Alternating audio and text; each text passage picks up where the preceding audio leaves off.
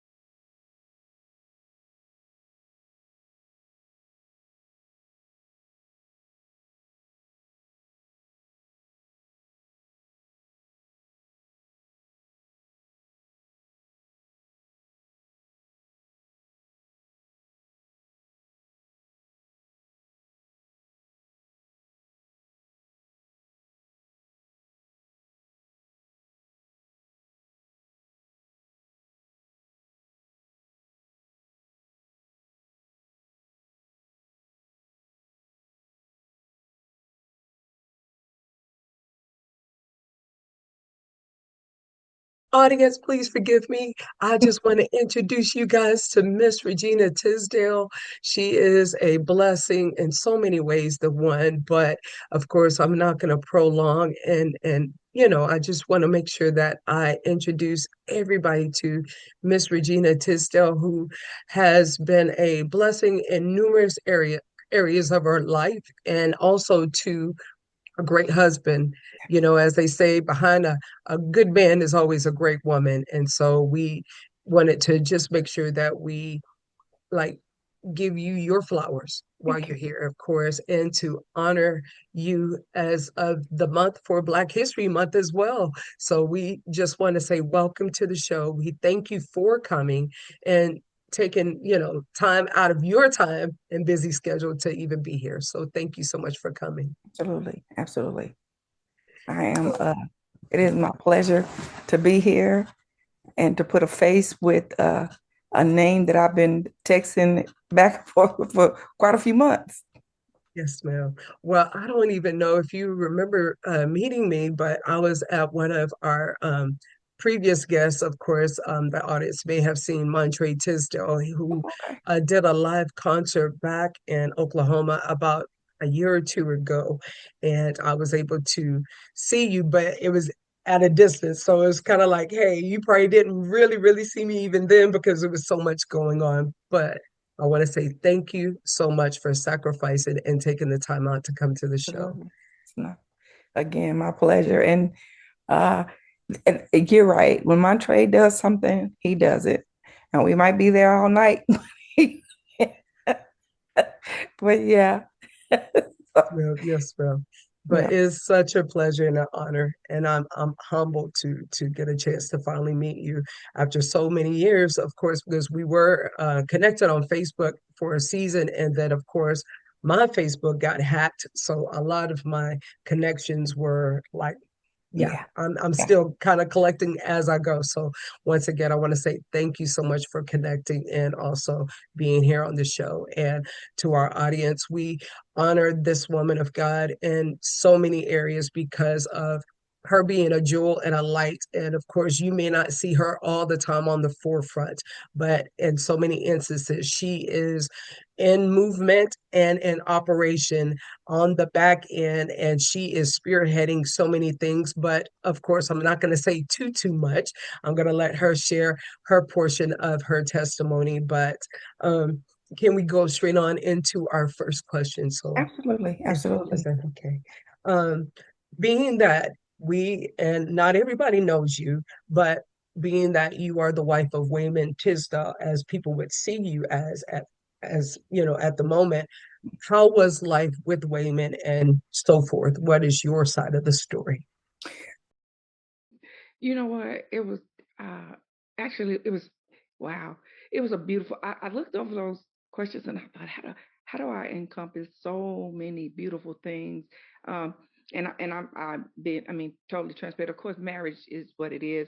Uh but that man gave me and my children a beautiful life. He and I we met at his dad's church at 16. So we started dating.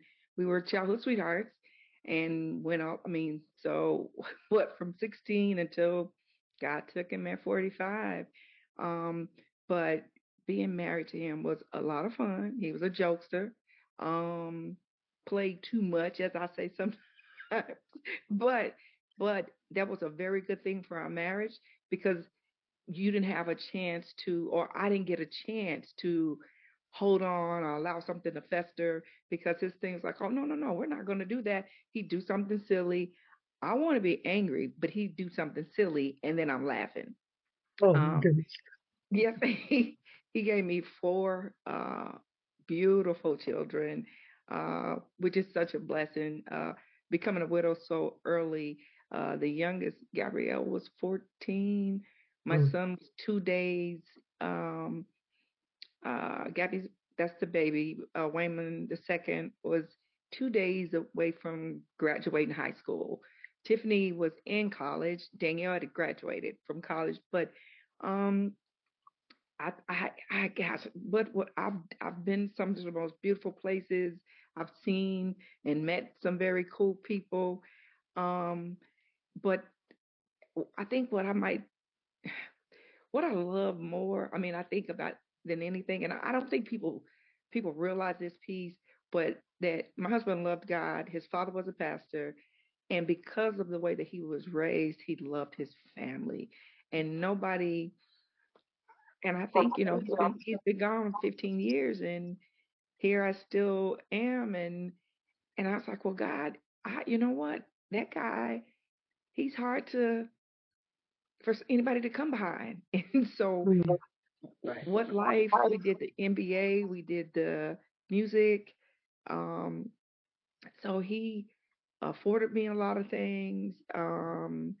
But the biggest part was just being a man of God, a man that loved his wife, loved his family, and and when you saw that big smile, that was it. Because I remember someone asked me, "Does he smile like that at home?" And I was like, and I Oh, jokingly said, "No, at home he beats me up." And then and I was like, yes, he smiles all the time. This is who this man is. He was just nothing bothered Wayman, and and since he's been gone, honestly, when I get concerned about things, I've gone literally probably in the last couple of years saying to God, God, I want some of that Wayman had, where he seemingly didn't allow much to bother him. mm, Because if I went to him with something, baby, it's okay. Or Gina, it's good. It's all good. It's good. And he could tell me that, and I believed him. And mm, and what's so beautiful now, our son is 33. He's Wayman the second. And if I get, in that little place where I'm like, okay, God, I don't know what to do. And my son hugs me, and he mm, sounds like his dad. And I'm mm, not crying because I said I wouldn't, but I believe him, and it's like I hear his dad's voice because but he gives me that same peace that his father mm. does. So yeah. Wow, wow, wow. Yeah. Such an amazing, and that's such faith. Hmm. Like Right. everything's gonna be okay, mom. Everything's gonna be all right, Hmm. Gina. Hmm. Hmm. Wow, a man of faith, and that's Absolutely. so great to hear. That is so Absolutely. great to hear, and being that, like you said, even in the present time. I mean, look at society now. I mean, it's like, man, you think about so many things, and you got that one voice that Hmm. can just, as they say, calm the storm. So that's a And blessing. yes, yes. It is a And blessing. I miss that. What particularly, like, just like you said, what the way that the world is now. Mhm. And sometimes I literally, of course I go to God. I don't know anything else to do, but I find myself sometimes literally saying it audibly. Oh my God, Wayman! Like, because I knew he would just calm me with some of my literally concerns and fears, and it's tough to have had someone that you knew had you down, meaning he was the uh head of the house, meaning in from the spiritual perspective to, all the way down. He had me, and so losing him, being gone, it was it's been some tough times, but God is good. All the time, all the time. Mhm. Was there a plan that you all had like in place? Like how many children, business, all these things? Okay, so since we started at 16, Mm, I knew, uh, no, this is the difference from the time that we played. We didn't have all the social media, all of the folks tracking you from the time that you start playing basketball. But so when we met, a real funny story. I had to take my baby sister to church that night. And you're 16, you're so excited to drive, and then you realize, I'm just a glorified chauffeur. So my mom said, take Angie to church. But it was a neighbor friend, Renee. They're still good friends today. And I'd gone to church earlier that day, so I thought, "Ma, I already went to church, but she wants to go to this evening service." So I get dressed, take my little sister, and then I thought, instead of me, again, just dropping her, I said I'll just sit in the back and just wait. So never, where did I land? At Friendship Church, to Pastor LL Tisdale, my oh future wow. father-in-law. But I'm sitting on the back row, And then finally, at some point in the service, I turn over because I'm listening to the music because I was going. I went to church with my grandmother, and it was a Methodist church, very different from a Baptist church. That the pastor is, it's a Baptist church, but he came out of a Church of God in Christ. So Okay. the music was different. And I mean, so I'm a teenager and I'm like, oh, this music. So I'm loving the music. And then I turn and I see this super, super tall guy with a beautiful smile. And I look, and I was like, oh gosh, because I guess what got my attention, it was the organ, it was the bass, it was drums, and I was thinking, I've never seen this in church. Right. So I kept like stealing looks at him, and then I'd go pay, and then the choir director almost danced, and I was like, man, what? So it was a whole new, but again, a teenager that loved music, like this is so cool.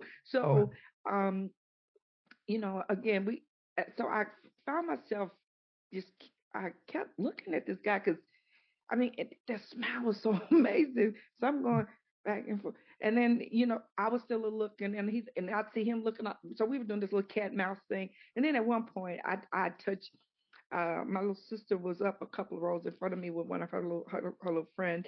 And I said, hey, we need to go tomorrow's school. So we're going to cut out a little early before the service ends. And as we're walking to the car, I heard somebody say, hey, and so I turned around.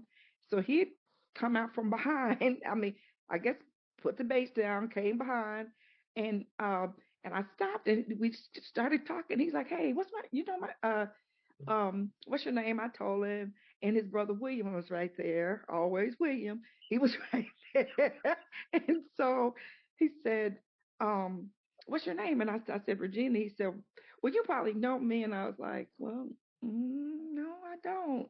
And, and so, of Mm. course, William gave him the hardest time. William laughed and laughed and laughed. So anyway, he told me his name, and that, it was so weird because he asked me and I gave him my name, gave him my phone number. Ah, I guess I felt safe, I guess. But I mean, but times were different too. Right. Um, Right. but I remember him saying, if I have homework, so if you don't hear from me tomorrow, you'll hear from me tomorrow after practice. And I was like, oh, after practice, oh, you play basketball, and that's why he said, oh, you probably know me. Uh, but later on, as time progressed, and I did get to know him. Well, he was the number one player in Oklahoma. And then I found out, then it went past there. He was the number one player in the United States as a coming into college. But because we didn't have all that we have now, Right. we didn't know that. And then he was drafted number two after Patrick Ewing uh, Wow. in the NBA draft. But so I didn't think about the draft. I didn't know because again, all the attention that's on it now wasn't on it Mhm. when we were coming through. But Right. I remember he did. Young people, oh, we're so in love, blah blah.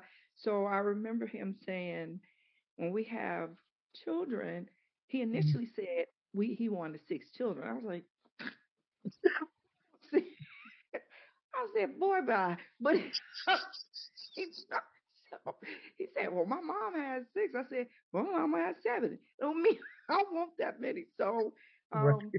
we settled on, so we for really intentionally, I said, when we had the three. So I remember we had Danielle, of course, the oldest, and then he was like, yeah, of course he wanted a son. So I was okay. Let's try again, okay. And when we did, we got Tiffany, and then he's like, okay, I want a son. Third time, we got a boy. He was so excited. We both were honestly, and um, so then at one point we were talking, and he was like, why don't we just try for another boy? And I was like, you are really trying to get to six? And I said, we might have six children. And so, and then I told him, I said, and it was weird because at the point that I was like, okay, yeah, okay, let's try. And then he's like, yeah, no, because right now we're doing whatever, whatever. So at the point that finally I told him, I said, hey, listen, if I get to 30 and we don't have that other baby, I'm not having another baby. What did I do? Had a baby past 30. And it was, Yes, and and So, but we hoped let's try for two and two, but we got Gabrielle instead. So then we both were like, we're done. We are done. So because I'm telling you, having a babies in 20s and then having babies after 30, your body. I was like, babe, we are done for real. Like Yeah. so yes, we planned our family. We did. We planned our family. We thought actually we knew probably about his year 8 in the NBA. We Mhm. thought, okay, well, we'll play, I don't know, we'll do one or two more contracts. And because at this point he'd already had a record deal with Motown, which was but it was the Mo Jazz division of Motown. Okay. And so he said, but I want to put money away because the music it, we thought it was different, but it was really different once we got into. We didn't know it was as different as it was, but Well, um, so long story short, we did NBA 12 years, and the music thing was already ready. And now that part, did we plan that? I did not. I did. And transparency again, right. transparency was not very happy with it Mhm. because I just remember saying I want a husband that's home, so more than he's gone. And so because the NBA, professional sports period, if kiddos have a play at school, if it's sports, if whatever, if practice is there, it's paramount. They don't, unless it's something in the evening and they happen to be home, Mhm. not on the road. You sometimes you feel like a single parent. Mhm. And so we made the best of our summers. Those months that he wasn't, we weren't playing. And then Mhm. when he started doing music, he, told the record company, look, I need two tour buses, one for the band, one for my family. So we all would go because we just, we had to, make family what it was because he knew once, for instance, once sports would start, he was gone. But then with music in the summer, same thing. Kids could go, they could hang out with us in the summer. But then kids started doing AAU. And so Oh, when they started doing AAU, like I was home again. He was on the road because I'm with Danielle playing basketball. I'm with Gabby doing volleyball. I'm with Tiffany in the band, and then my son basketball, and then a cowboy going to bless his rodeo. heart. Bless your heart. Bless your heart. So Stretched. all of these women that has literally, and it's happened. Oh, all you do is sit at home. Trade places with me one time, baby. That's what I'm going to do. Like I'm the first one up, and I'm the last one down.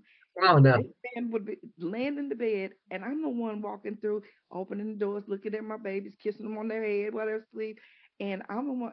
I'm setting the alarm. Wait a minute, because and it was not a problem because Mhm. um the way that he took care of us and me, I didn't have a problem being the wife and the mom, and it didn't bother me Mhm. until it was like that NBA money and that music money, and in the music business, it's the check is on the way, and it's like hurry up and wait, and the NBA is first and 15th, so Mhm. it was just it was a learning curve, and Mm. it was people weren't honest and Okay. in the music, and he literally because he had to um pay his dues because yeah, you were the NBA guy, but you're new on this jazz circuit, so you're gonna play these small venues first. You're gonna your money, and he thank God was so good to this man, but it's like Wayman, everything that he said he was going to do, he did it. He did it. And I finally at one point was able to take some solace in God, this man did in 44 years what some people haven't done in 88 years. Wow. Um, and sometimes that would put a smile on my face, and then sometimes I was like, but gosh, I still wish he was here. Mm. But he did. Wayman did more than 44 years. I mean, two careers and went to the top of both of them. And he Wow. did both things that he absolutely loved. And Mhm. told our children, if you are doing something that you love, you'll never feel like you're working a day in your life. Wow. And so consequently, I have four entrepreneurs. Good. Wow. That's a Look up on there blessing. like this, like who, like during COVID. Yeah. Mom, Mm. hey, I was like, okay, baby, okay, all Yeah. right, I got, Daddy took good care of us, and we still good, so I can still help you grown people. Yeah. Yeah. Yeah. Yeah. Yeah, Wow. Wow. That is a yeah. blessing. That is a Mhm, blessing. And congratulations to all four of them and their businesses and their mhm, careers. That is a blessing and a legacy and a yeah, legacy. Um, absolutely. now, how long were you all married? Okay, wait, look, this is crazy the way I do math. Tw- okay, so he passed at 44, 23. Okay, we got married at 21, 23. My mother-in-law used to always do this. No, baby, you count those years. That y'all were together. So since So, 16? yes, Okay, so 16 to, okay. 40, 44. So my mother-in-law was like, "No, baby, you count all of that," and it Yeah. was so funny to me. I was like, "Well, but officially we got married at 22, Okay. 23." Okay. Yeah. Gotcha. I'm Gotcha. 61. I'm sorry. I don't. Yes. Hey, I got you. I got you. I mean, hey, that's all right. But it was a good, long Mhm, years and so forth because y'all mhm, invested in one mhm. another as well as Absolutely. building your family and careers. And you um you made a statement earlier about you be the first one up and the last one down. And Mhm, truth of the matter is you're a Proverbs 31 woman, because she was the first one up and the last one down. So I mean, who would not want a virtuous woman? So that is a great example of who you were in your home. And yeah. thank you for being that light and still being that light even to your grandchildren and so Mhm. forth. So my next question is when did everything shift? Like when did everything shift from music and everything to, you know, We when did were in because we had come back home. It's the craziest thing. Initially, we had 10 acres in DeSoto because we were not coming back to Oklahoma. God always, we can make plans, but his plans will be the ones that have. So we were in Arizona in 97, I think, yeah. Um, his father had come up to visit on his way home, had our two oldest daughters with him. And before they made it back, my father-in-law had a heart attack. They stopped to get gas, and they were in this little small town, Sayre, Oklahoma. And I remember when they were coming, I said, "Wait a minute, why is your mom and dad? Why are they driving from Oklahoma to Arizona?" My father-in-law loved to drive, and mm, so it was something that kept kind of just bugging me. And I said, I don't want. Why is he driving? And Wayman, he's like, "Baby, listen, it's okay," but he knew like the discernment. And he said, he later told me, he said, "You were so nervous." And he said, "And because you were concerned, it bothered, I knew something was going to happen." He said, "I didn't know." He said, "Because whenever you get that worked up," because the two younger ones went, and I remember we called them and we said, "Hey, how's everything going?" While they were trying, "Oh, we're fine." He said, I feel well enough. I'm going to drive the whole way." I was like, "That's 17 hours and you're 74. God, mm, stop and get a hotel." No, I'm fine. I'm fine. But finally, maybe like 11, 12 is I mean, the time difference. I can't remember because we were in Arizona. His mom called and said, "Hey, we decided to pull on over. We're going to get her on." I was like, "Oh, great."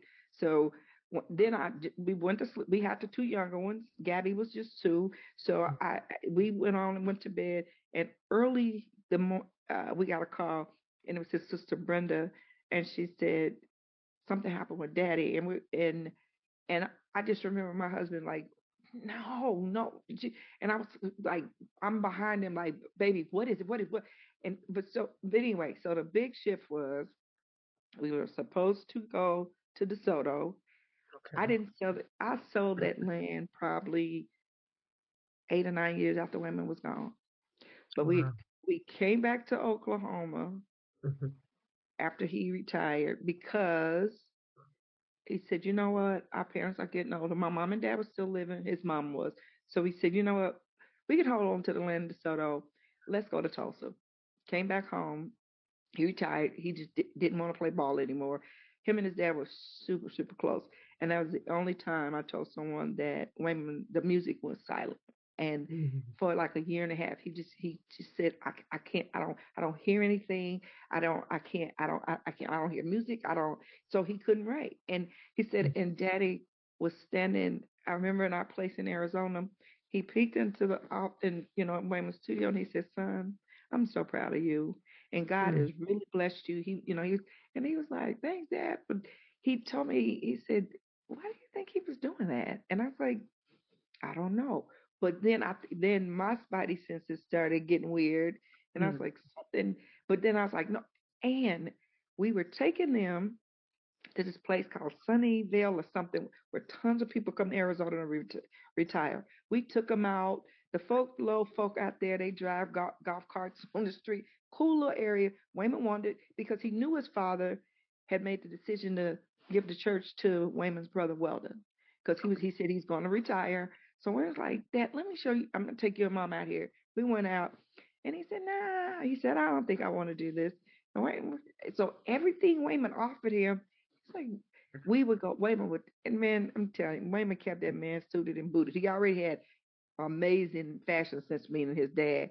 But he and Wayman would go, and Wayman loved it. But boy, they would go, and Wayman was like, Daddy, I want to get you this suit, that suit. I mean, so that Wow. particular trip, oh no, and he told him, he said, I'm not gonna need that. Wayman's like, well, okay. Uh, but he just said, I don't. Why do you think he was doing that? I was like, I don't know. I mean, because at the time, I really didn't feel anything at that point. It's when they left. I remember they got in the car and they were going. He and our daughters. I literally had tears in my eyes. And Wayman said, "What's wrong?" I said, "I don't know. Something is wrong." And he Mhm. said, "Gina, it's okay." I said, "No, something. I don't." But anyway, came back to Tulsa because we were thinking, okay, just that quick, parent with you, parents gone the next day. So we came to Tulsa, Mhm. built a house, well, bought a house, built a house, was in a house. We built 20 acres, big house, and we stayed in this house 3 years. And then the record company decided they want him to come to California. So Dang. we packed up, went to Calabasas, was out there 3 or 4, whatever years, and Wayman um, was going upstairs. No, I was in bed. I had some surgical procedure the day before, and it's Mhm. like 1 or 2, and he kind of heard me moaning, and he's like, "What's?" He said, "It's time for you to you slept out past the time to take your medicine," and he said, "I'll go downstairs and get water for you." I said, "Okay, cool." And as I heard this like thud sound, and I'm sitting there in the bed saying, "That man didn't fall. Surely he didn't fall." And so I'm yelling his name, Wayman, and he's saying Gina, and I'm saying what? And so I'm kind of gingerly trying to get out of bed, and he kept saying, "Just come, come." So I got out of bed, and I was behind him on the stairwell. He was just sitting on this, just sitting on the steps, and I said, "What are you doing?" And he said, "Come around me." So when I went, and then I looked at his knee, and it looked like it was just dislocated. And so again, panic started rising. And then I was doing like this, okay, now he needs me, but he's always a go-to. So I just said, stand up. And I don't know why I said, Get up, get up." And when he went to get up, he yelled. And so and then I said, "What do I do? What do I do?" And he again, because he was the go-to, he said, "Call the fire department." Those people were at my house in, I mean, zero flat. I mean, and they had that man up and on that gurney, and I was like, "Where are you taking him?" And They told me what hospital. We ran. I get to the hospital. I said, where, ambulances brought the fire department, whoever brought my husband. Where is he? And they led me to where he was, and he was laying on the bed. And I saw the X-ray. They had the film on a projector, and I said, "Wait a minute, what is that?" And they told us initially, "Oh, it's a cyst." And so, in the area that they had Wayman, so I'm sitting there because meanwhile, remember he was going to get medicine.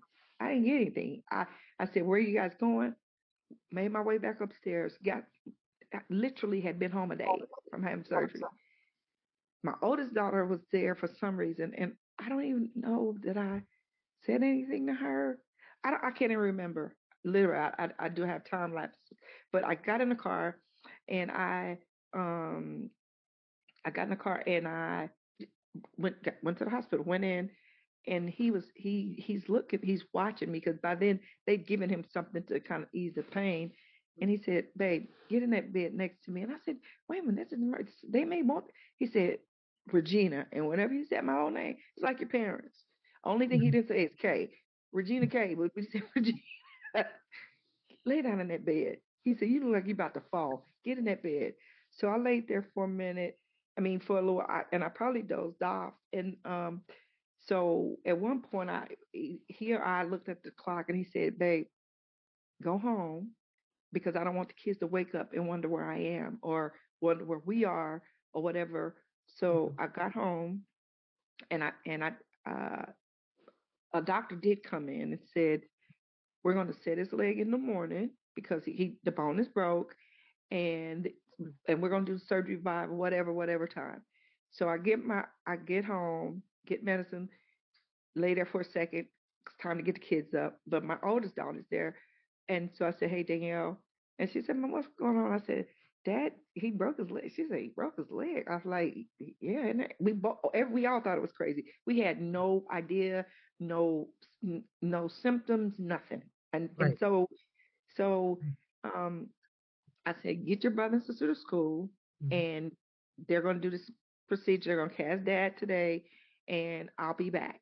And so got to the hospital. And when I got there, he was still, I mean, he was in the room. And I said, "So what's happening?"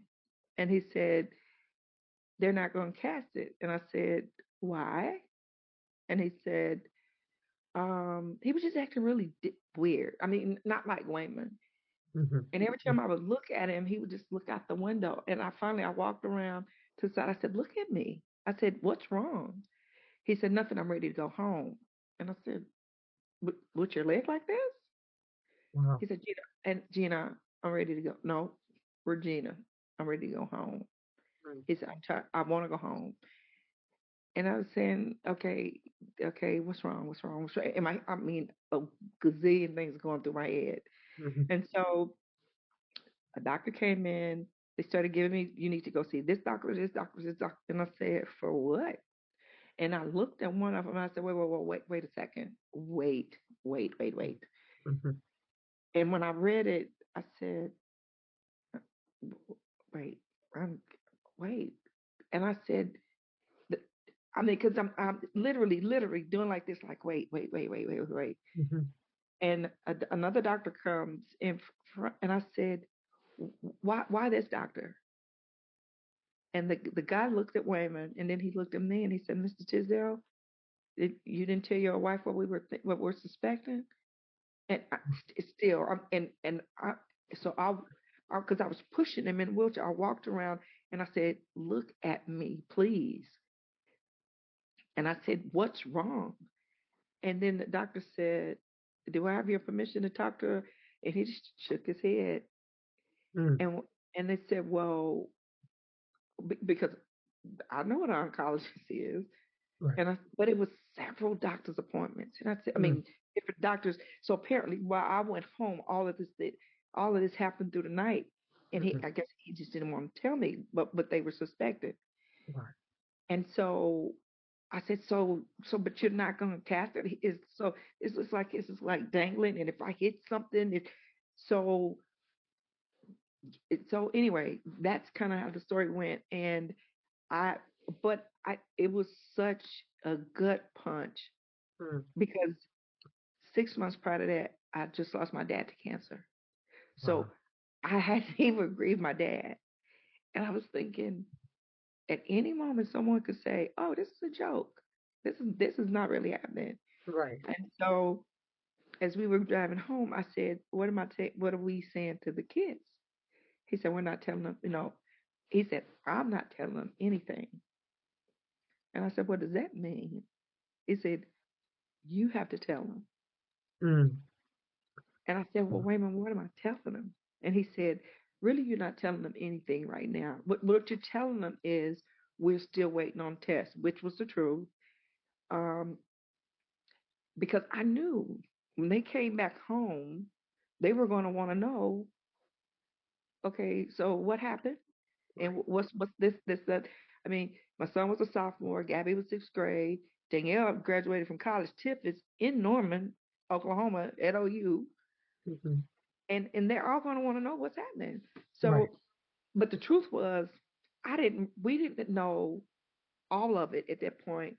But I remember they told that we went to Cena Sinai, then we went here, then we went there, then they put a cast on it, then they didn't give room for swelling, then he had fracture blisters, and then they had to take. So, long story short, we get home.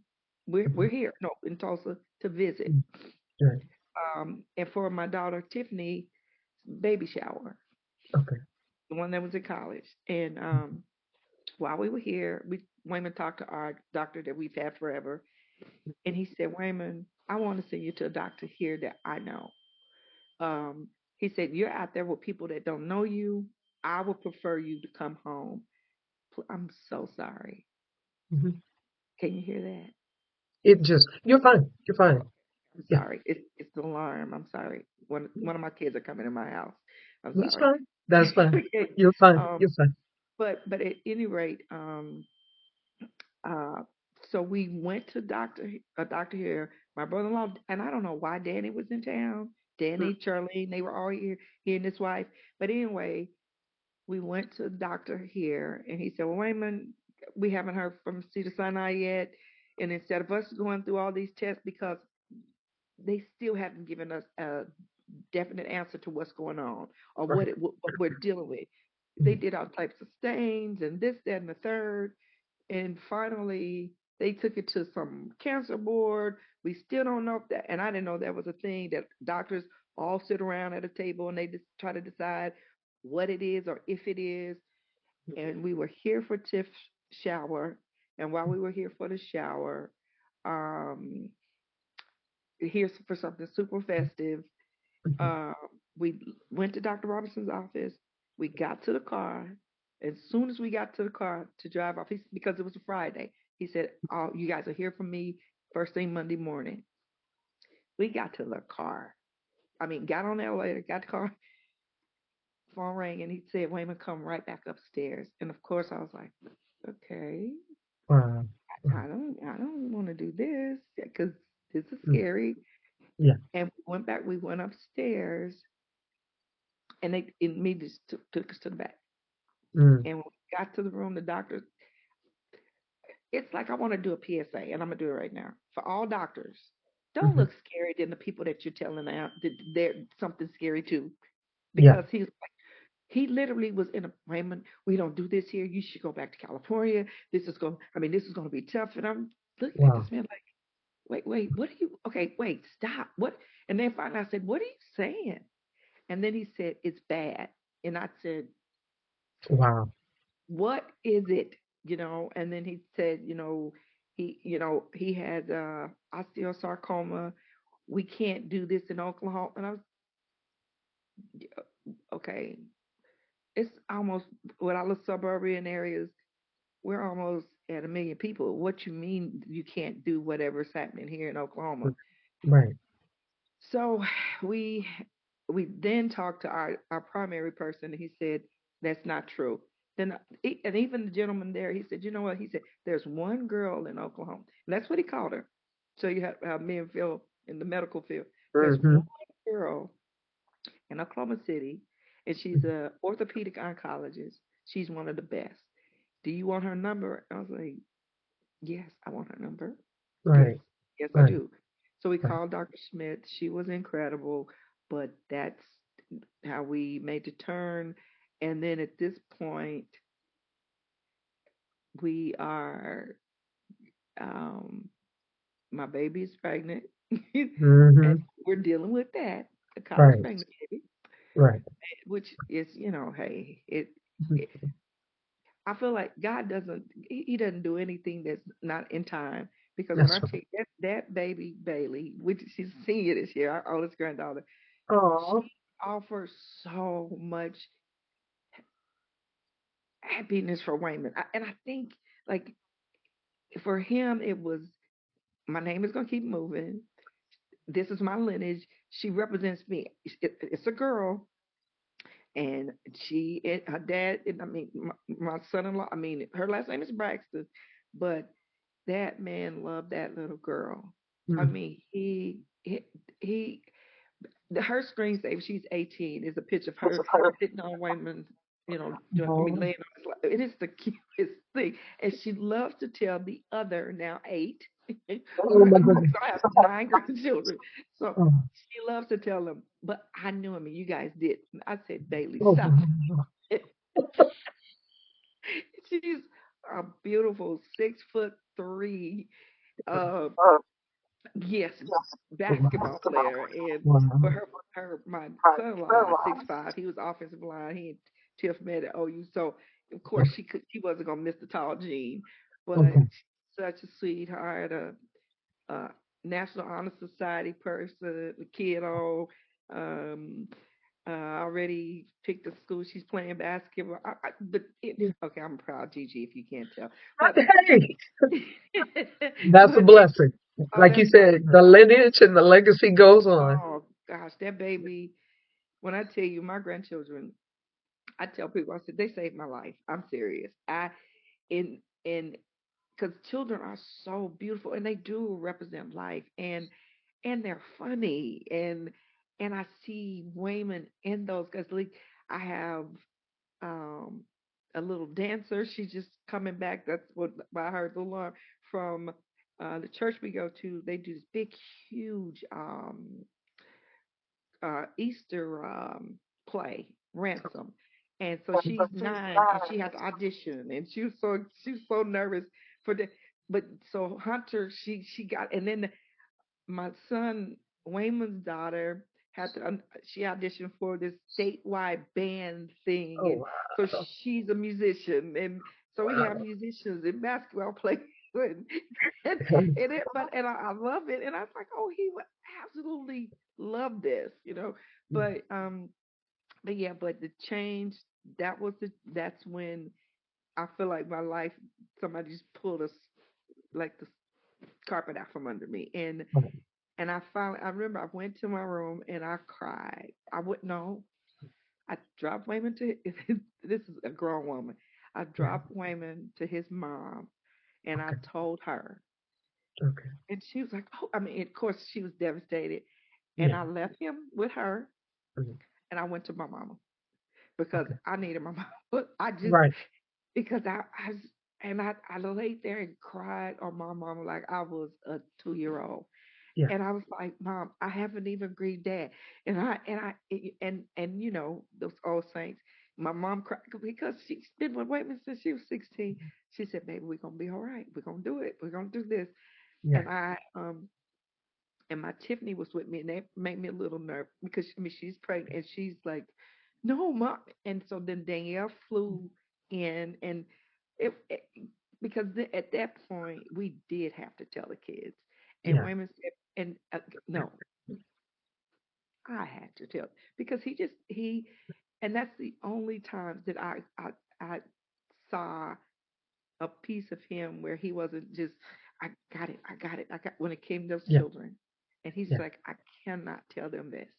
And I Yeah. said, so what do you think I'm made of? And they Yeah. said, baby, you have to tell them. And and and I said, okay, after weeks and weeks and weeks and weeks of testing, 8 weeks to be exact. I said, this is what they're saying this is. And so they were like, what, mama? And I mean, and of course, he was in our bedroom. I'm in the living room. And I knew they had to know something because I gathered them all together. Yeah. And so, of course, there was a lot of crying, but then we're like, nope, he's going to beat this. Look, you guys know about my faith, you know about dad's faith, and and that's the way we taught them. And so Yeah. we were all on the same page from his brothers to my sisters to the all that was concerned. Right. And so when he didn't make it, yeah, it it was rough. It was Yeah. really, really, Yeah. really rough. So Yeah. it's like, Lord, that's my best friend, and I'm bargaining with God, like, Lord, your word says, I mean, if your wife's will, and if you honor your mother, I'm reminding God of all of these promises. Yes. I Yes. said, so why at 44 is he gone? And then someone said something to me about questioning God. I said, you know what? I feel like that I could say anything to God. I said, and the reason why is because if he says that I can bring everything to him, I said, and he knows everything, and he knows every hair on my head, then That's he right. knew that I was going to respond like this. He Yes. knew that I was not going to be good with this. Yeah. And so he's not surprised. And guess what? He's big enough to handle my disappointment and my anger, my fear, and God is he's big enough to do it. And he knew that I would respond the way that I did. He knew my children would. Yeah. Um, because he's a big God and he's my father and he Yeah. knew what he knew Yeah. but that this was going to be a big loss for us. And Yeah. I finally, one of my friends said to me, and she knew it was a girlfriend group, and we had already had this plan. So Wayman passed May 15th. Um, June 9th was his birthday, and we'd already had a trip planned to go to New York. So I went. We bought the tickets, and because we thought he was going to be fine. Right. Right. So we're in Times Square, and and I called my kids, because I needed to, and I'm like, is everybody okay today? Of course, there was some crying, and because he'd only just been gone some weeks, Yeah. three, Yeah. 4 weeks, if that much. So uh, we talked, but one of my girlfriends, Veronica, she said, Gina, this has been so hard for all of us because everybody loved Wayman. And she said, and the only thing that I can come from or give to you is God is sovereign. And it really just kind of stopped me in my foot. I mean, like, you know what? Yeah. You're right. But then I took it to a crazy place of I'm not a good flyer. So we're on our way back. Plane is tons of turbulence. Right. Right. And usually I would grab Wayman's shoulder or his arm, link my arm in his, and he would talk to me. And who do you belong to? You know that you're God. And he was so so I. But that one time, I remember uh, the plane was just a bouncing, and this was us coming back from that trip. I began to pray, and then I said, "Why are you praying?" Mm. Literally, I said that. I Wow. said, God, you know what? You're going to do what you're going to do. And I Mm. literally stopped praying. But also, the fear went away too. Wow. because it was, Wow. because I was almost at I don't care what happens place. And, Mm-hmm. and so I'm saying this to say, when I go out and talk to people about my experience in my book, the only way that I feel like I can really, I want to help folk or get them to get on, it's just tell them my whole truth. And Yes. me, an intercessor, I'm on that when people come into the church or someone needs to be prayed for, if someone is sick, that was me. I was on the intercessory team. Right. it took me. I remember my mother said to me one day. She said, "How long are you gonna sit in the back of the church?" Mm, And I thought, I don't know, just until I'm ready. And I did that because I think people, no, that's just where I was. But because some people pop right back up, but mm, grief is different for everybody. absolutely. And so, um, I never, I never, uh, I never had one of my terms. I never threw my relationship with God away, Mm, but I did step back. I mean, as far as what I was doing in ministry, mhm, I didn't do anything. mm, I didn't know what to say. Some days it was like, okay, God, give me the strength today to make it today, and that's all I had. yeah, yeah, That's just where I was. And but then what I what I realized is I believe we have stored up prayers. I mean, for people, listen, we can't. I remember at one point, and you may know, you at Sunday school, then you were at the morning service, then you was at the evening service, then you went to Bible study on Wednesday, and then mhm, Wayne was on the choir. So the choir rehearsal, our choir rehearsal turned straight into a church service. Cause absolutely. Yep. so so I was like, God, I didn't pray a whole lot. And then more than that, I could just simply say, God, you know where my head is. Mhm, And I was okay. Some people find that really strange. yeah, But for me, I believe that God gets me. He knows me. absolutely. He knows my heart. Absolutely. Yeah.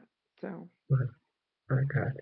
mhm. Where did you build up the courage to start writing your book and just making it into a book? You know what? For years, I've been told um, that I've journaled forever. And I remember one of Wayman's friends from Ohio said, "Girl, you gonna write a book?" I was like, "Okay, whatever." This is when everything was hunky dory. Everything was everything. Right. But again, I always journaled. And Mhm, so, but when Wayman passed, I would, at the end of the day, if kids are settled, or whatever, or it didn't matter what was happening, I would just get one of those journals and I would just write. Some of them started God. Some of them started Wayman. Some of them started with me just today was horrible and then or but I remember the first day Wayman started chemo, I gave him a journal mhm, and I said, here, I said, just write what you think, how you feeling, just what because and I remember it took years. I don't. It took so long before I found the one that he did that he mhm, started. But when he started, um, I laughed to myself at my writings and his writing, and I was uh-huh, like, he was such a musician because mhm, he's like, oh, and it was I mean, the flowers were blooming and blah blah blah, blah, and my beautiful wife Regina, I was like this, and so then then I felt intimidated, like, okay, he writes like a songwriter, and I just, but but it, and the weirdest thing is, I remember I was asleep one day mhm, and the granddaughter came in and she said, Gigi, I want to write in this book. And I did like this. Where'd you find that? It had to be like 4 or 5 years after Wayman. And it was the wow. one I'd given him. I hadn't seen it, didn't know what. And so, of course, reading through it, of course, I cried. And then Mhm, I think that might have been my little nudge to go ahead and tell your story. So I just started writing. I mean, gathered up all these different journals that I had mhm, and some of them literally some pages were tear stained but like I literally would write till I couldn't see and I would have to close from tears and right, I would close the book down and then the journal and but I took it. I was in LA. I took it with me. It was in New York. Wherever I went, the journal went. And I mean, right, whichever went. And I have several of them that I had mhm, written in. And so one point before, yeah, it was before we were locked down with COVID. I just started. One of my kids said, "Mom, why don't you just put it together?" And I was like, and so I was like, Tiff, I don't. This is too personal. And I Mm. felt like, and I talked about some things that I did that was not very cool. And I mean, the only person I was harming was myself. Right, Um, but she said, Mama, if you're gonna tell your story, tell it. right. And I was like, okay, so now when your kids want to become your parents, so okay. Mhm. Because my second daughter that has the catering business Right. says to me all the time, boy, it really is tough raising these parents. I said, excuse me, ma'am, who are you? Who are you raising? Anyway, that's Tiffany's little thing. When I called, look, I was about to come around that corner because you didn't answer that phone. I said, girl, please. But anyway, um, but that's how it started. And a lot of me sending things to them that I've typed and and and telling them to read, and then they said, but then Tiffany's like, "Why you didn't, Mama? I didn't know this happened." Why? And I said, "Tiff, quit calling me and just keep reading." But Mama, why didn't you tell me this? I didn't. What was you gonna do if I would have told you? You were in college. You had a little girl. Why would I tell you every little detail of some of the things that happened? Right. And and so I said, because I'm your mother. That's why. And I said, a parent. And I said, and Bailey was very young then. And I said, and you're gonna see, you're gonna protect Bailey with everything that you have. You're not gonna tell things to Bailey that you think might harm her. And I said, you were trying to finish school. You Right. already and you and I said, and then if you keep reading, you'll see that your dad on a couple occasions said, we're not telling them anything until we have to tell them. So even to the point, like when the decision came that he had for the amputation, Mhm. he said, same thing, said right back here, I had to tell. Wow. And I said, wait a minute. He said, Gina, I don't, just please just tell them because they Mm. have to know. And the other part was because of him being a personality, um, um, the press would get a hold of things.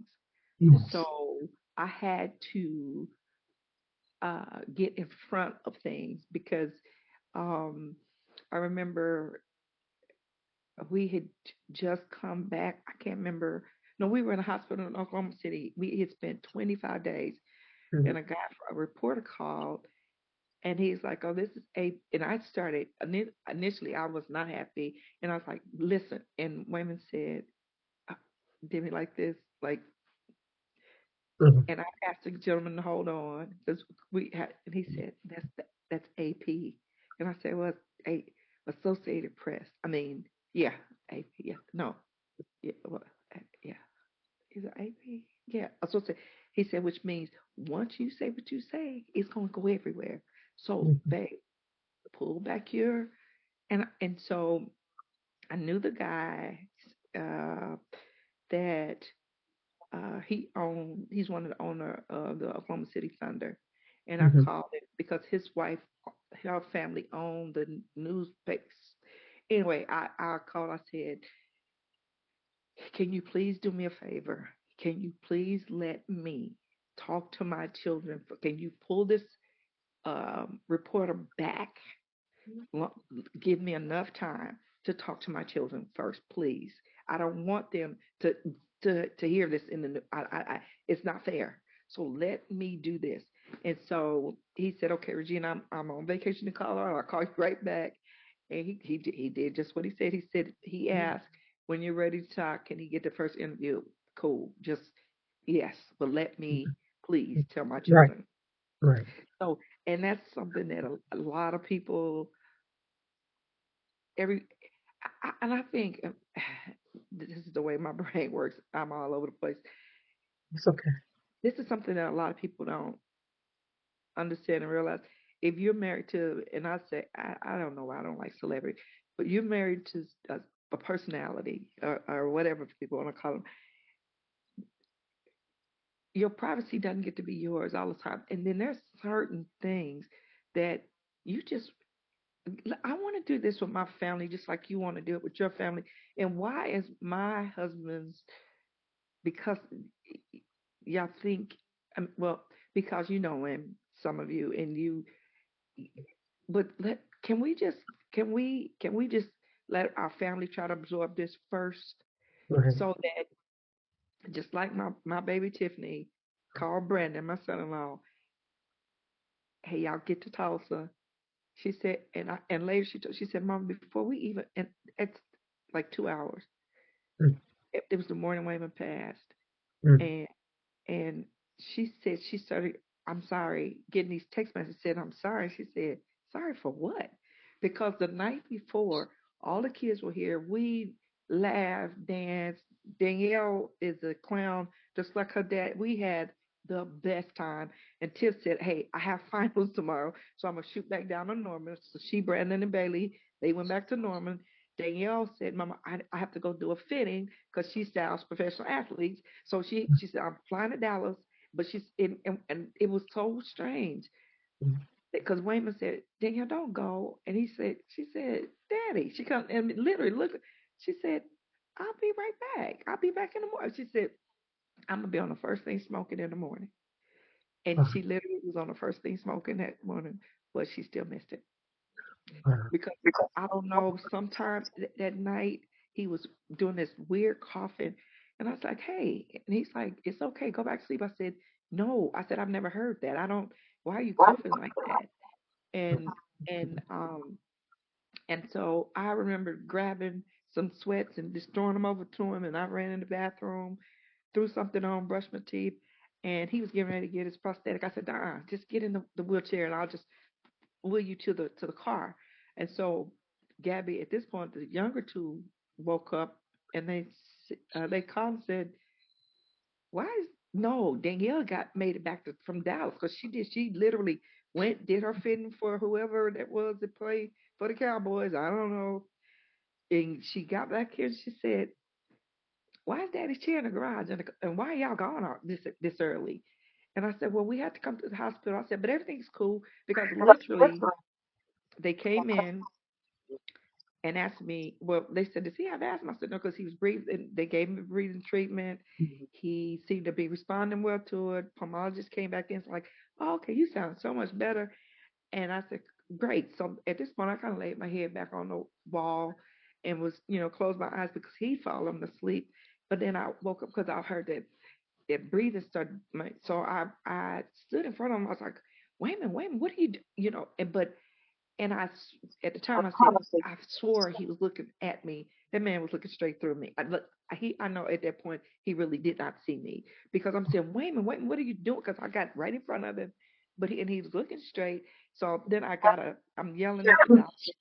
They came in, they pushed me out of the room, and then by then our primary guy is there, and but he'd been there for a minute. He kept saying, Regina, give me Wayman's mother's phone number. No, he said, call Wayman's mother or call somebody to be here with you. And I said, I know, doctor. I said, it's cool. I said, um, I said, folks are getting ready for work and whatever.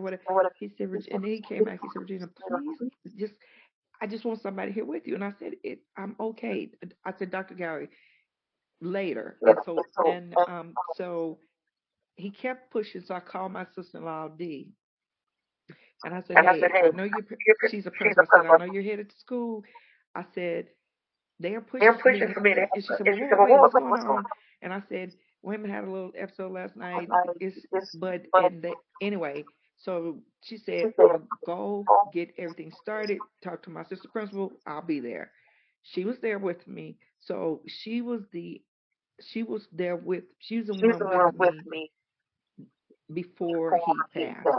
But they had pushed me out of a room mm, into another room. But they had literally had said, okay, he's gonna be on the 8th floor, told mm, me what room he was gonna be in, all of so everything is cool.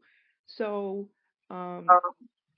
but when Danielle called me, I was like, everything is all right. No, no. See, I'm sorry. This timeline is still so messed up. I still don't remember it fully. It's okay. But at any rate, he, the doctor,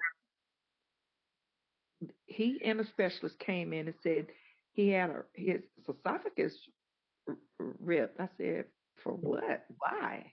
For what? Right. And it's like radiation and chemo. Mm. It's horrible for someone's body. Now, he didn't have cancer anywhere, and it's just so many things that it does to other parts of your body, and Absolutely. um so and the crazy part is that month. This is a Friday. That Monday, we gone to Oklahoma City, and they did full scan, cancer free. And Mm. that's why that Thursday we were so excited. We were having a ball. I was like, I don't care that he has a prosthetic. So what? I mean, we were so excited. Um, and so from Monday and then Friday, he was gone. And Mm. and it was it was the most surreal thing because when we went in, the pulmonologist came in and said, oh, you sound so much better. And then he said, shoot, I could duck on Michael Jordan again. And we all laughed. We laughed. And I said, Yeah. ducking on everybody. But we laughed. And we went from that to doze off a little bit to that weird breathing. I got pushed out. They told me what room he was going to be in. It's going to be a few minutes. And I said, okay, then we'll call his mother. And he said, Regina, give me her number now. And so I was like, well, yeah, okay. So finally, I gave it to the doctor. Yeah. My mother-in-law was there, but she didn't even make it before he was gone. Mm. Because Mm. literally, when my sister-in-law and I were talking, and she said, "Oh shoot," she said, because her words to so many people we were like, "Oh, we got this." He spent 25 days in the hospital in California, so if he has to be here for 3 weeks, like they say, "Oh, we can do, we got this." So that's what. And then I don't remember. I remember her standing next to me, and I remember her kind of slumping over on and I remember I looked and I said, what are you doing? I mean, literally, that's what I said. And she said, what hurt me the most is I know you had clicked out. He said he's gone, but you didn't hear him. You didn't compute it. I don't know what it was. I remember her slumping over on my shoulder, and I said I literally asked her, "What are you doing?" And she said, and I thought, "Oh my God, I have to." She didn't understand or just didn't. I don't know. I don't. But when she said it, I said, "That's not what he said." And she Mm. said, and he said, "Regina, look at me." And I looked at Dr. Gowie and he said, he's gone. And I remember doing like this. You, but you, and and I remember him saying he was sorry and walking out, I think. And then, and then my sister-in-law called the kids. Bubba, we call Wayman Bubba. He and Gabby Mhm. were headed to Edison. And I remember her saying, turn around. Hey, Bubba, where are you guys? She said, oh, we're almost at school. She said, come to St. John. And so I asked him, I think later, I said, what did you think? She said, I knew something. She said, but I didn't, the night before, that's not what I thought. And then, so, but to show you how quickly, the, my phone started popping, pop, pop, pop, pop. And I'm thinking, and I just was looking at it, and my sister-in-law just took it out of my hand because I was Mm. thinking, who, Mm. who, who in this hospital? How did, and I don't know. So I called a guy that followed Wayman from the time he was in middle school, Chris Lincoln, a sports reporter. And I said, Chris, this is Regina. Uh, I think that's probably I didn't even call my children. But now I had gotten conditioned into get in front of your own story.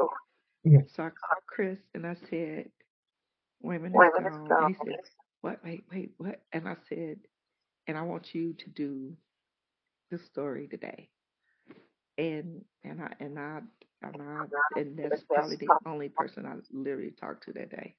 Yeah. And the rest of my and so at this point, my kids were there.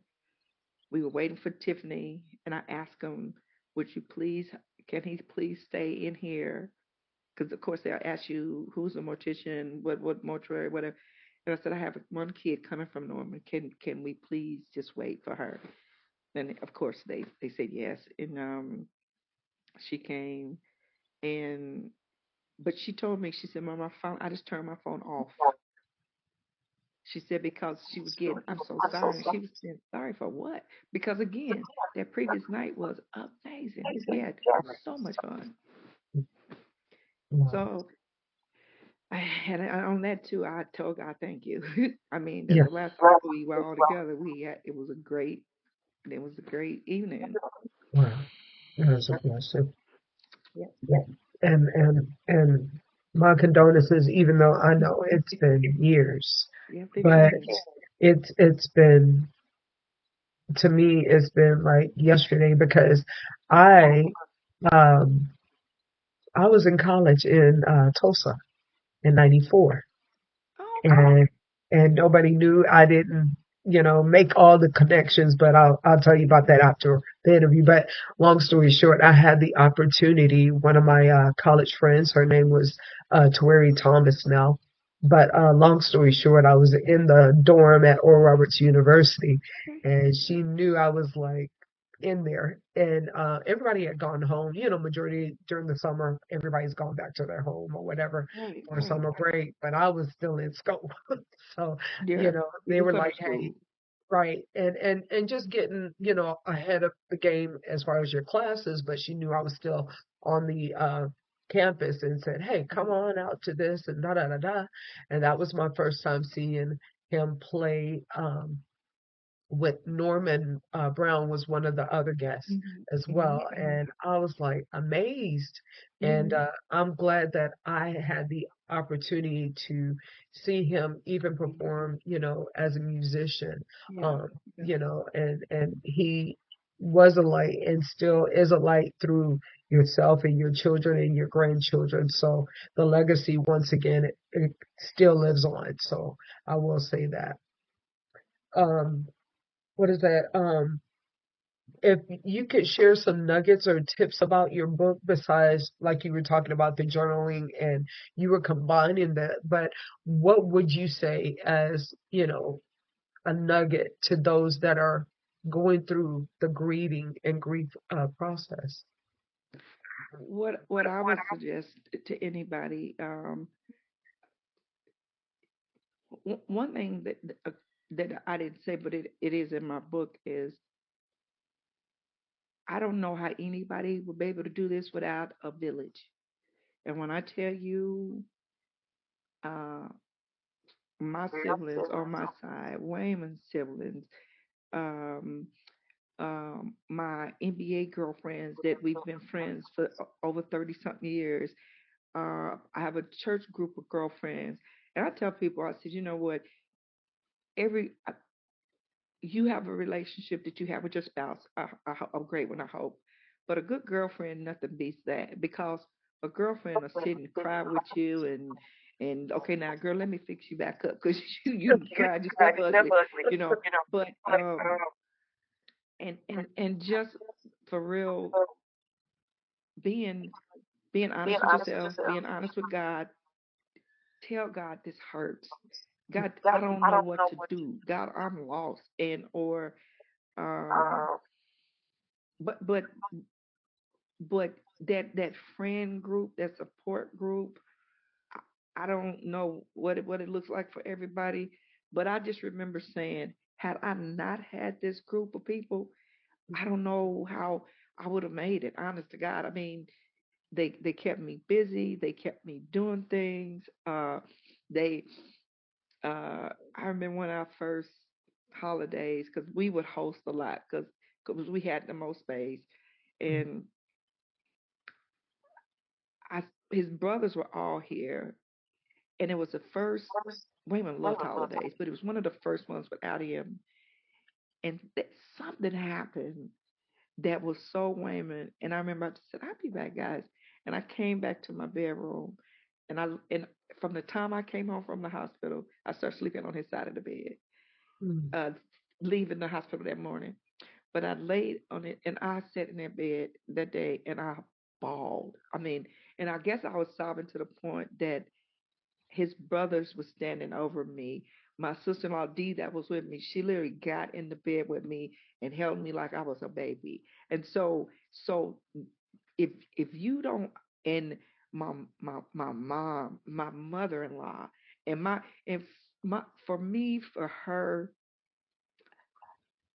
I hurt as much as she hurt for me. I hurt for her because that was her baby, and she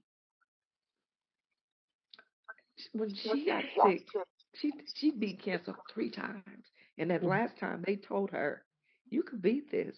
She said no. I was taking her back and forth to the doctor, and one day she said, "If I don't do chemo, is that wrong?" And I said, "Why would you not do it? Then you and they told you you can do it."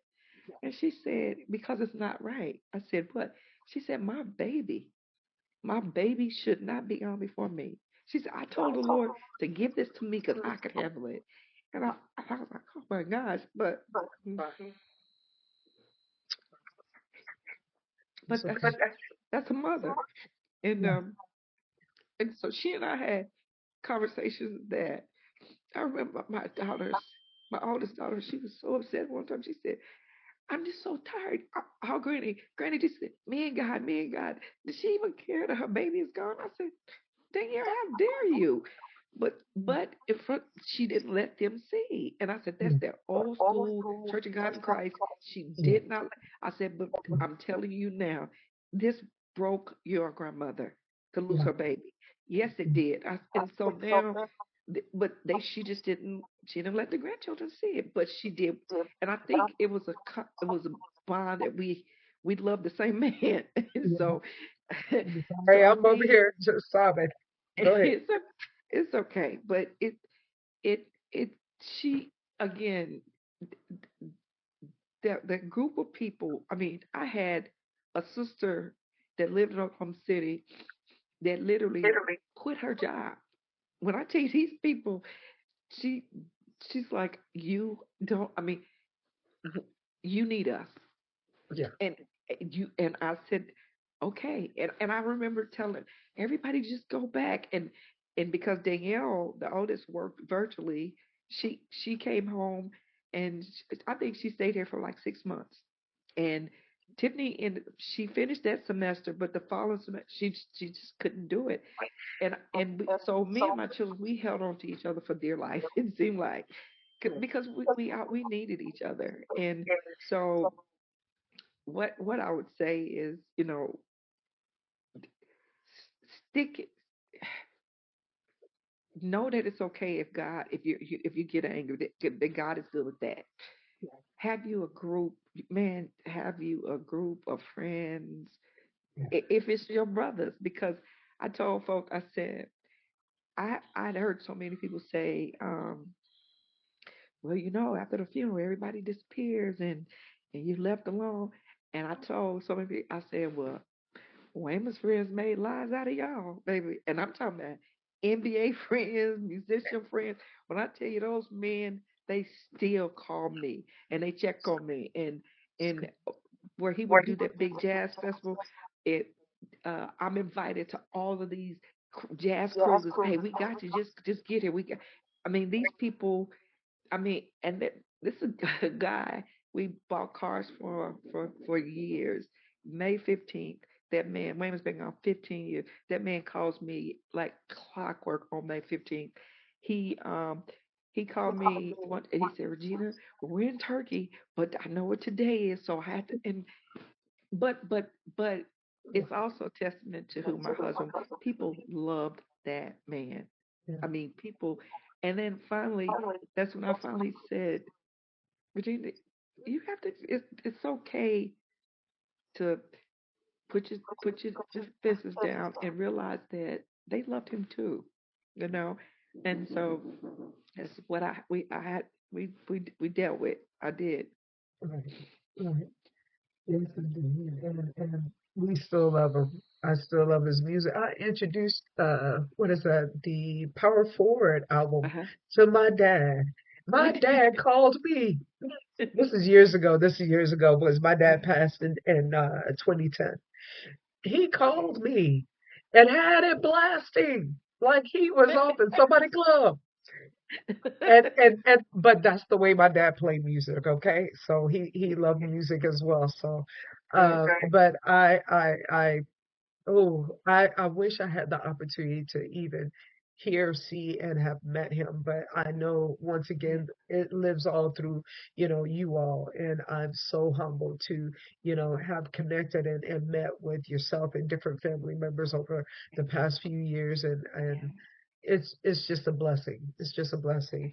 Um, the last what is that? Basically, you already shared the advice, but about grieving. Um, was my last question was what advice would you share to someone who is grieving? And like you said, overall, is to basically have your support group, have your family, have those that you know is going to be there, Yeah. morning, noon, or night, as getting your back. You got me over here snotting and crying over here, but and no, no, don't be sorry because like I said. I too have lost my father, 10, and I know, what is that? 2010 is going on Well, what, we're 15 seeing us in years? 2009, so that means 14 years. Yeah. Yes, ma'am. Yes, You. ma'am. Yeah. So it's like, man, and I'm a daddy's girl, so, Yeah. Me too. but so it's like, man, the necessity to hear these words. And I would also tell you as the audience to not only hear her story, what Miss Regina here is sharing with us, but the value in journaling and getting your expression, your heart out. Thank God, like she said, that God can hear you when you're crying, when you're mourning, when you're angry. Be grateful that He's even still listening. Because He is that Father. He is that Absolutely. Father. So just knowing that.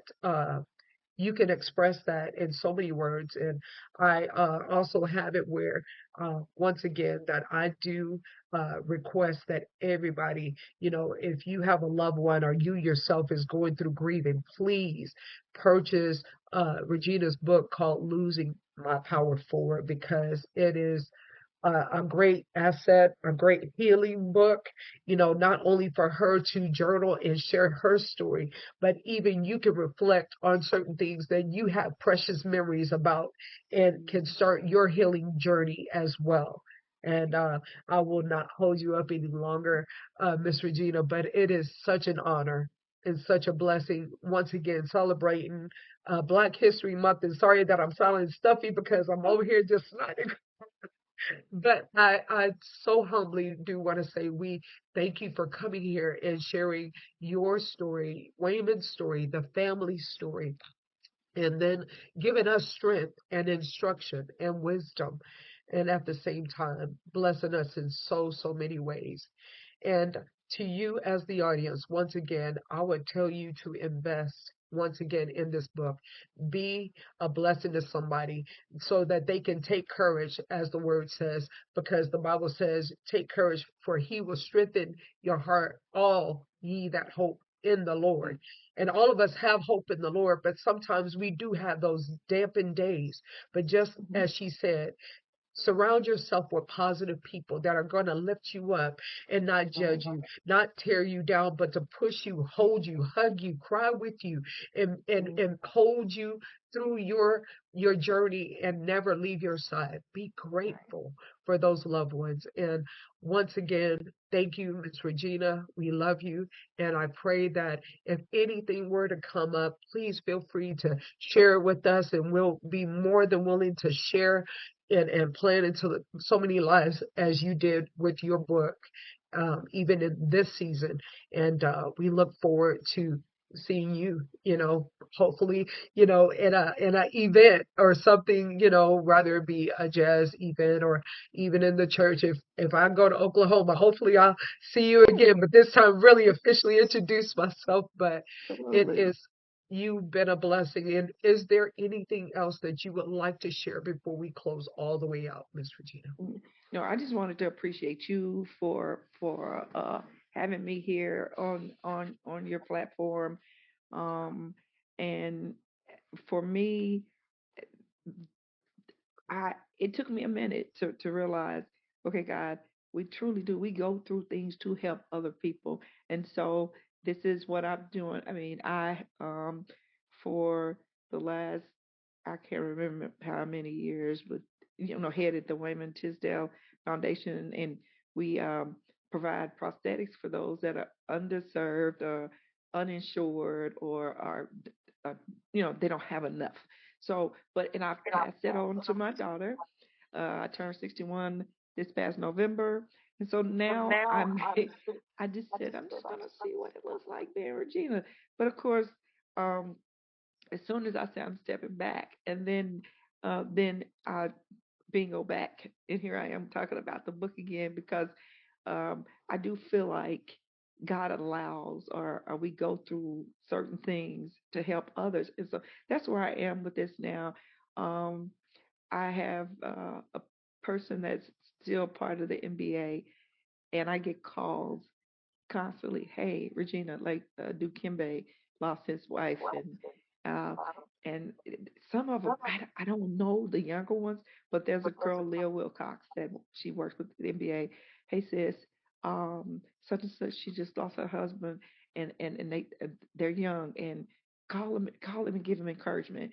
So I never thought that I would be even in a position where I wanted to do that, but I yeah, I although I say I'm retiring from all things that has to do God still got you working. with yeah, because you know what? It's just the very thing that I said to you. Yes, And what would I say to someone? If you can be there, sometimes I mean, Wayman and Toby Keith are very dear friends, and I was in Las Vegas last year for the Super Bowl, and I sat in that bed and I cried. The same thing. I woke up and I had 60 something text messages, and I was like, "Oh God, what's wrong? What's wrong? What's wrong?" And I literally just took my phone and just did like this to and just park on one of them because I just didn't know. And then but I saw my daughter Tiffany said, "Mom, call right away." And I was like, "This what?" Still not thinking. I wasn't thinking it was Toby. I don't know. But at any rate, when I sat in that bed in that hotel and just stared at the wall and then just cried. Then I text Trish and I said, okay, you're probably not taking any phone calls, but please know. And later on, I was doing something, my phone rang, and it was her calling me, and she said, I had to call you because I know you know, I know, and she cried, I cried, and so it's I guess it's what I'm to do now. and but sometimes I do. I'll be honest. Sometimes, like even when Leah's call me, girlfriends call me, I say, you know what? I gotta wait a couple of days because I want to be able to be there for the person. yeah, And but with Trisha, the relationship that we had. I mean, him. We're at OU Texas game, and Toby's pushing Wayman through on his wheelchair, and we were just, he was like, I know how we get through the crowd, so they, so that because they were both big OU legends, and so, and but it was we laughed and it was funny, yeah, um, but and my son had been at the game, and when he said, "Ma," he said when I uh, hugged Uncle TK, because that's what he called. He said, "Oh my God, my head went back so far," because he said I literally can feel his and I said, "I know, Bubba." And he said, and I was looking at the pictures, and he said, and he said, Mom, just would not stop talking about Dad. And I said, and I was at the game with him in the suites, like a couple of weeks before, same thing. And he said, Regina, when I wrote that song, and I said, that Tiz taught me how to live and how to die. He said, Regina, I mean that. He said, so I'm not worried one way. He said, if this does not, whatever, whichever way this, if God heals me or not, I'm good. He said, I wrote that song for Wayman and I meant it. And so, and I remember just looking at that man telling me, I'm okay, sis, I'm okay. And I said, okay, because Toby was a big dude, just like Wayman. And so to see him Yeah. so tiny, Yeah. and when I'd hug him, and every time I would hug Trisha, and I said I'm going to leave, and then she grabbed. I know 4 times I tried to walk out of there, and she grabbed me and hugged me again, and so I said, okay, this is what you're doing, girl, you know. So Yeah. it's but as far as foundation work and all that stuff, I have officially retired, but Yeah. I can't imagine myself not helping somebody or just listening Yeah. because I had that's what got me through. Honestly, it really did. Wow. It really And did. what you just said kind of reminded me what you stated somewhere in the beginning about being that intercessor. Hmm. That's that's such a call that people don't realize the value of the intercessor. Oh, I gotta pray. Oh, I gotta pray. No, sometimes you just gotta be present. Yep. Yep. Sometimes you got to really be present. Hmm. And my condolences even to the family of Toby Keith as well, to them, because I did see that image, and I will share also in this case, um Toby and Wayman together. I was Hmm. like, man, two twin Yeah. towers Yeah. Yeah. together. They, but beautiful, I can't say friends, but family. So Yeah. Yeah. I my condolences to anyone and everyone that has lost a loved one, and to you, Miss Regina, once again, I thank you for saying that you don't take your life for granted, but you realize that your place is so valued Hmm. in such an arena, even though, yeah, you might step back in one sense, but God says, no, I still need you on the forefront to be Right. on the battlefield in some instance, if Right. not one, the other. Yeah. So I will share also again the image of uh, the clinic and so forth, Hmm. Hmm.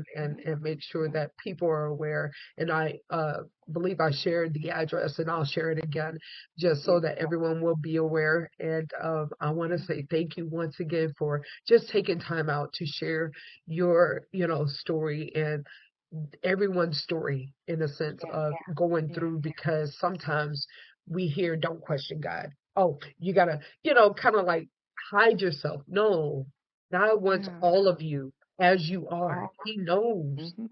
So I'm just so grateful that you let us hear how we need to just remain vulnerable to God. Absolutely, absolutely. I mean, because again, he's big and he can handle it. And I, you know, and but I think a lot of us, at least from my generation, grew up with, oh, don't question God, don't question God. Well, I need to know. So yes, Yes, I am. I yes, need an answer. yes, yes, and yes, and so yeah, I yes, want to answer. I want yes, to know, you ma'am. know. So, Yes, ma'am. but it was Well, so very, very great. uh-oh, uh-oh. Okay. We're gonna. No, you're fine. You're fine. But we're so grateful to have you. And once again, thank you for taking time out, and tell the family, of course, we love them, and of course, continue to lift you all up. Also, Toby Keith's family as well, and any Mhm. other family that's here on this show. To you as the audience, we pray that you got so much wisdom, insight, information, and was blessed by what we shared. And of course, once again, we're thankful for Regina Tisdale being here and just pouring out her wisdom, her knowledge, and her heart and her story to us. And may you guys be blessed. And may you even play this once again to just retrieve from this. And may you be blessed. Once again, go purchase Losing My Power Forward by Miss Regina Tisdale here on the show. And I pray that you get something. May you journal with it yourself and grow, heal, be restored. And once again, thank you guys for coming here. We look forward to seeing you on the next episode. Okay? Thank you again. Thank Bye you. bye.